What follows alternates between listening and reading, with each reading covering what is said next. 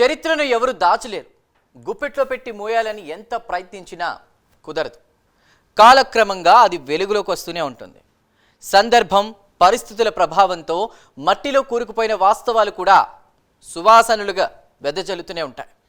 రంగం ఏదైనా కావచ్చు, అది రాజకీయమై ఉండొచ్చు, సాంఘికమై ఉండొచ్చు, అన్నిటికీ ఇది వర్తిస్తుంది. 4 దశాబ్దాలకు పైగా చరిత్ర కలిగిన తెలుగుదేశం పార్టీ కూడా అలాంటి చరిత్రను మోస్తున్న సంస్థే.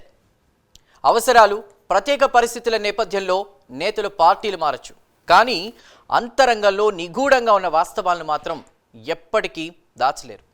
టీడీపీ అద్భుతమని తెలంగాణ ముఖ్యమంత్రి రేవంత్ రెడ్డి స్వయంగా అభివర్ణించడం ఈ వాస్తవానికి నిదర్శనం. తెలుగునాట ఎందరో నేతల్ని వెలుగులోకి తీసుకురావడంలో టీడీపీకి ఉన్నటువంటి ఘనత అపారమైంది.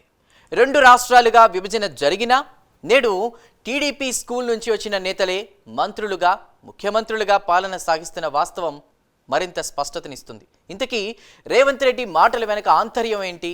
పాలిటిక్స్లో హుందాతనంగా మాట్లాడడం ఎంతమందికి సాధ్యం? టీడీపీ అద్భుతం అన్నటువంటి ఆ వ్యాఖ్యలో దాగి ఉన్న విశేషాలను ఇప్పుడు చూద్దాం.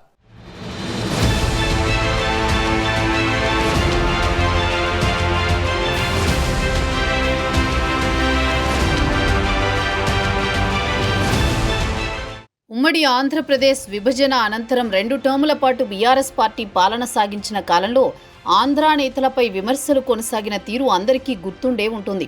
బంగారు తెలంగాణ అనే నినాదాన్ని ముందుంచుతూ రాయలసీమ, ఆంధ్ర ప్రాంతాల నేతలపై పదే పదే విమర్శలు గుప్పించడమే కాక ప్రతి రాజకీయ అంశాన్ని ప్రాంతీయ కోణంలో ముడిపెట్టి పబ్బం గడుపుకునే ప్రయత్నాలు జరిగాయి. ఈ ధోరణి ప్రధానంగా గులాబీ పార్టీకి చెందిన నేతల నుంచే ఎక్కువగా వినిపించింది. అయితే ఇతర రాజకీయ పార్టీలైన కాంగ్రెస్, కమ్యూనిస్టులు అవసరమైన సందర్భాల్లో విభజనపై తమ అభిప్రాయాన్ని వ్యక్తపరిచినా వ్యక్తిగత స్థాయిలో ఎవరినీ టార్గెట్ చేయలేదు. ఇది ప్రజలకు స్పష్టంగా తెలిసిన వాస్తవం. రాజకీయ విమర్శలు చేయడం ఒకవైపు అయితే, వ్యక్తిగత దూషణలు చేయడం, హుందాతనాన్ని పాటించడం మరోవైపు. ఈ 2 మధ్య తేడా గుర్తించాల్సిన అవసరం ఇప్పుడు మరింతగా కనిపిస్తోంది.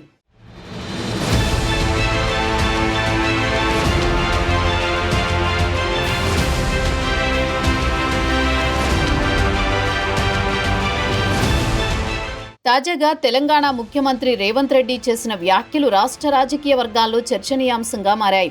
హైదరాబాద్లో జరిగిన YS Rajasekhar Reddy memorial award కార్యక్రమంలో పాల్గొన్న ఆయన తెలుగుదేశం పార్టీని అద్భుతంగా అభివర్ణించడం రాజకీయ పరస్పర గౌరవానికి ప్రతీకగా నిలిచింది. వాస్తవానికి సీఎం రేవంత్ ఈ అభిప్రాయాన్ని తరచూ గుర్తు చేస్తూనే ఉంటారు. కేవలం ఏపీ సీఎం చంద్రబాబునే కాదు, హైదరాబాద్ నగర అభివృద్ధికి పాటుపడ్డ నేతలందరినీ పేరు పేరున తలుచుకుంటూ నాడు వారు చేపట్టిన అభివృద్ధి కార్యక్రమాలను గుర్తు చేస్తూ మాట్లాడడం ఆయన శైలిలో భాగం. పార్టీ పరంగా వేరువేరు అభిప్రాయాలుండొచ్చు, కానీ వ్యక్తిగత విమర్శలకు, దూషణలకు తావివ్వకుండా హుందాతనంతో పాలన సాగించడం రేవంత్ రెడ్డి నాయకత్వానికి ప్రత్యేకతను చాటుతోంది. రాజకీయ విభేదాలుండొచ్చు, కానీ అభివృద్ధి పట్ల గౌరవం, నాయకుల పట్ల మర్యాద, ఇవి ప్రజాస్వామ్యానికి అవసరమైన విలువలు. రేవంత్ వ్యాఖ్యలు ఆ విలువలను గుర్తు చేసేలా ఉన్నాయి.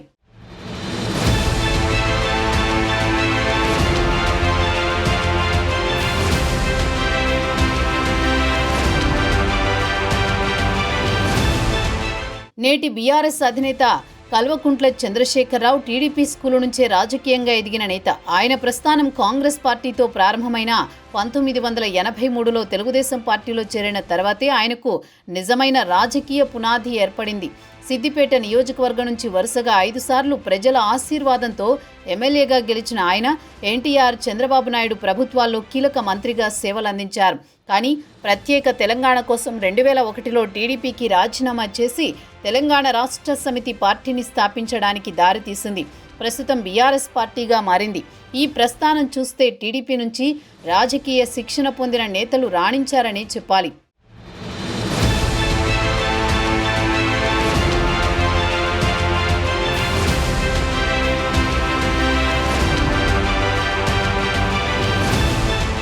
కానీ కేసీఆర్లోని లోతైన భావాలతో 2 టర్ముల తన పాలనలో ఎప్పుడూ తన ఎదుగుదలపై టీడీపీ ప్రభావాన్ని స్వయంగా గుర్తించలేకపోయారు.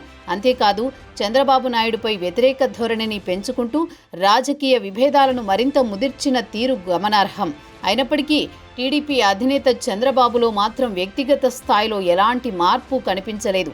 తెలంగాణ అసెంబ్లీ ఎన్నికల అనంతరం కేసీఆర్ శస్త్రచికిత్సకు గురయ్యే సమయంలో చంద్రబాబు ప్రత్యేకంగా పరామర్శించి ఆయన త్వరగా కోలుకోవాలని ఆకాంక్షించడం రాజకీయ హుందాతనానికి ప్రతీకగా నిలిచింది.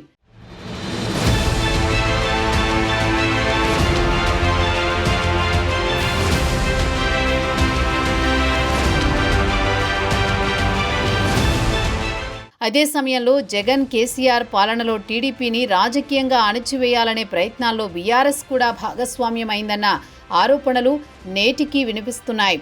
చంద్రబాబు జైలు పాలైన సమయంలో దేశవ్యాప్తంగా విదేశాల్లోనూ నిరసనలు వెల్లువెత్తాయి.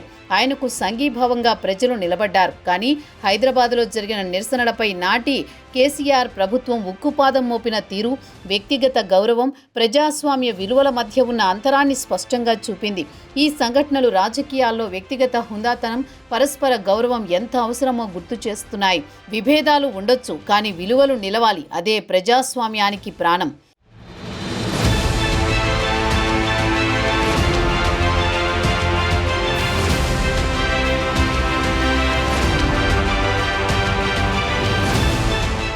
ఇక నేటి తెలంగాణ ముఖ్యమంత్రి రేవంత్ రెడ్డి కూడా టీడీపీ నుంచి రాణించిన పొలిటీషియనే. తన అజెండాను ప్రజల్లోకి సూటిగా స్పష్టంగా తీసుకువెళ్లడమే రేవంత్ రెడ్డి సక్సెస్కు కేర్ ఆఫ్ అడ్రస్ అయింది. ఆ విజయ ప్రయాణం వెనుక తెలుగుదేశం పార్టీ పాత్రను మరచిపోలేం. కేసీఆర్, రేవంత్ ఇద్దరూ టీడీపీ గొడుగు కింద నుంచి ఎదిగిన నేతలైనా వీరిద్దరి మధ్య స్పష్టమైన వ్యత్యాసాలు కనిపిస్తాయి. టీడీపీ అధినేత చంద్రబాబు పట్ల రేవంత్ రెడ్డి మాత్రం హుందాగా, గౌరవంగా వ్యవహరిస్తారు. నేటికి టీడీపీ నుంచి ఎదిగాను అని గర్వంగా చెప్పుకుంటారు. ఆయా రాష్ట్రాల అభివృద్ధి సమయంలోనే విభేదించడం రేవంత్ రాజనీతికి మరో నిదర్శనం.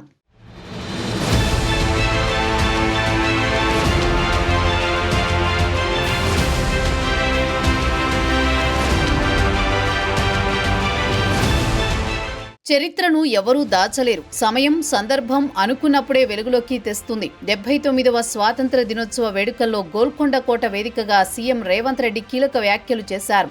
హైదరాబాద్ అభివృద్ధిపై మాట్లాడిన ఆయన గత ముఖ్యమంత్రులు చంద్రబాబు, వైఎస్ఆర్ వేసిన పునాదులపై ఈరోజు నిర్మాణాలు కొనసాగిస్తున్నాయన్నారు. వారు కృషి చేయకపోతే హైదరాబాద్లో రియల్ ఎస్టేట్, ప్రాపర్టీ షోలు జరిగేవి కావని స్పష్టం చేశారు. అభివృద్ధి అనేది వ్యక్తిగత గౌరవం కాదు, పురోగమనం కోసం అందరి కృషి గుర్తించాల్సిందే అన్నదే ఆయన సందేశం. టీడీపీ నుంచి కాంగ్రెస్లోకి మారిన రేవంత్ ఎప్పుడూ అవకాశవాద రాజకీయాల వైపు చూపులు సారించలేదు. టీడీపీ అధినేతలపై విమర్శలు చేయకుండా నేతగా రాణించేందుకు వారి మార్గదర్శకత్వాన్ని ఆదరించారు. పరిస్థితుల మేరకు పార్టీ మారాల్సి వచ్చింది అని హుందాగా వ్యాఖ్యానించిన రేవంత్ మాటల్లో రాజకీయ పరిపక్వత స్పష్టంగా కనిపించింది.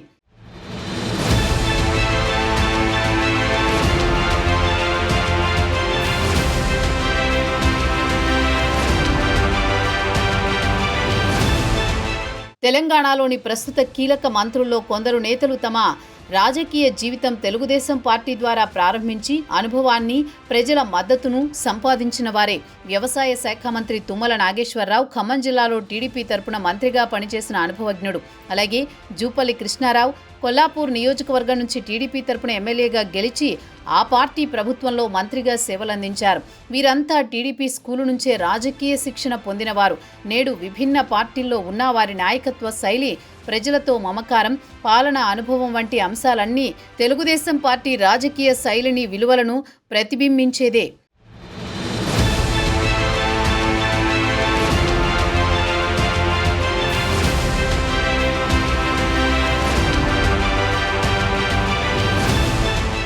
బీఆర్ఎస్ పార్టీలో కూడా టీడీపీ నుంచి వచ్చిన నేతలు లేకపోలేదు. మందా జగన్నాథం, నాగం జనార్దన్ రెడ్డి, రావుల చంద్రశేఖర్ రెడ్డి, గంగుల కమలాకర్ వంటి వారు పలు పర్యాయాలు ఎంపీ, ఎమ్మెల్యే, మంత్రులుగా సేవలందించారు.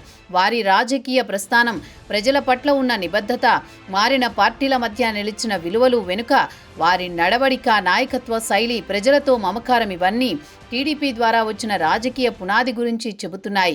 అంతేనా, ప్రత్యేకంగా ఆదివాసీ మహిళల్లో ప్రత్యేక గుర్తింపు పొందిన నేతగా నిలిచి నేటి తెలంగాణ ప్రభుత్వంలో మంత్రిగా వ్యవహరిస్తున్న ధనసరి అనసూయ అలియాస్ సీతక్క కూడా టీడీపీ నుంచి రాజకీయ అరంగేట్రం చేసిన వారే. విభజన అనంతరం కాంగ్రెస్లో చేరినా తెలుగుదేశం పార్టీపై ఉన్న మమకారం మాత్రం మారలేదు. నేటికి గౌరవంగా, హుందాగా చంద్రబాబును తలుచుకుంటారు. తన మనసులోని అభిమానాన్ని, ఆ పార్టీపై ఉన్న గౌరవాన్ని ఆమె మాటల్లో చర్యల్లో వ్యక్తపరుస్తూనే ఉంటారు. ఇది రాజకీయాల్లో వ్యక్తిగత హుందాతనానికి గౌరవానికి నిలువెత్తు ఉదాహరణ.